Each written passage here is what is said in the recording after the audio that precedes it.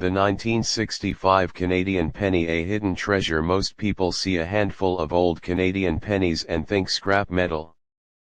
But if you have a 1965 1-cent coin, you might be holding onto a variety that collectors are desperate to find, some worth over 200 in high grades.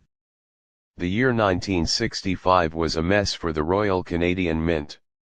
They changed the Queen's portrait, they struggled with the dies, and they ended up creating 4 distinct varieties plus a secret 5th one that looks almost identical to the naked eye.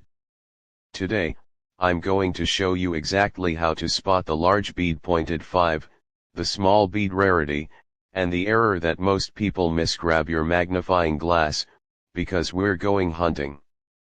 1965 was a massive year for Canada. It was the year we officially adopted the maple leaf flag we know and love today. But for coin collectors, the big news was on the obverse of the penny. For the first 12 years of her reign, Queen Elizabeth II appeared on our coins with a laurel wreath in her hair, the laureate portrait. But in 1965, the Mint introduced a more mature portrait designed by Arnold Machin. This new version features the Queen wearing a diamond tiara. Because they were transitioning to this new design, the Mint ran into technical difficulties.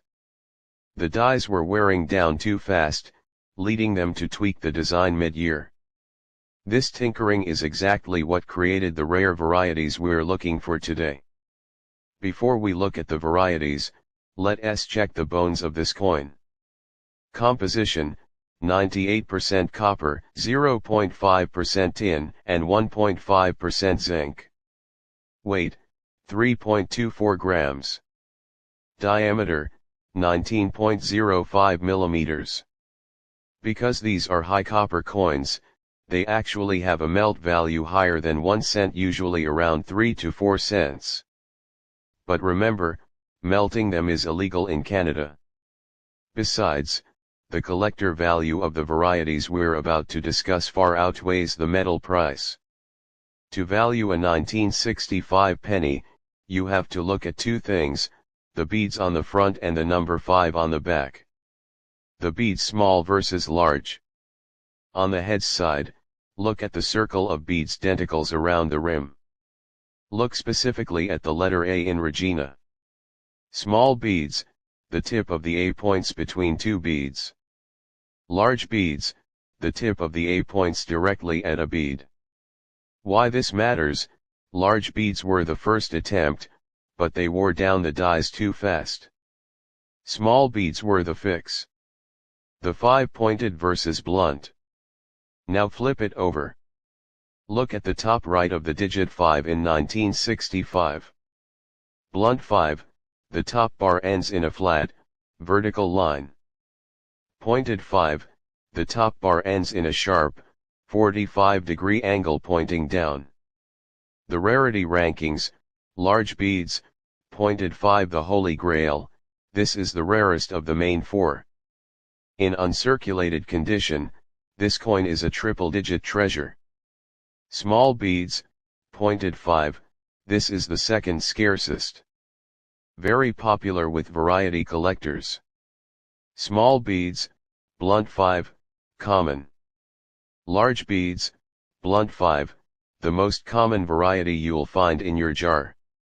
Think you're done? Not yet. There is a variety 5 that most books don't even mention. It's the extra bud or extra spine error. Look at the maple leaf twig on the reverse.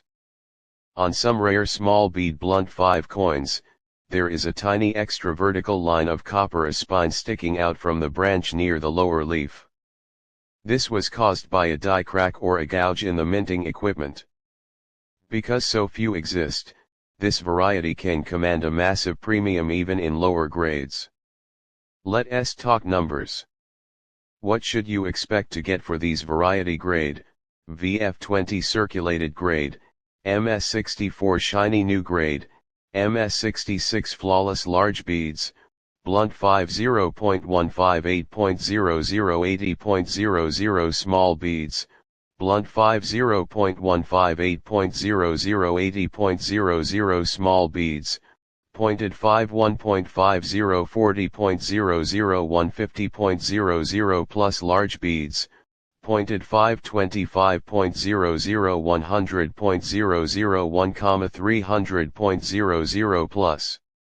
Note, prices are in CAD and vary based on market demand and red original mint luster vs brown oxidized color. If you think you've found a large bead pointed 5, don't just take my word for it. Get it slabbed certified by a company like ICCS or PCGS. A certified grade is the only way to get those 1,000 plus prices on eBay or at auction. Even if yours is the common variety, keep the shiny ones. Copper pennies were discontinued in Canada in 2012, so every year they become a little harder to find in good shape. Next step for you, go check your change jars. If you find a 1965, comment below with which 5 you found. Is it pointed or blunt? If you enjoyed this deep dive, hit that like button and subscribe to join our community of coin hunters. I'll see you in the next one.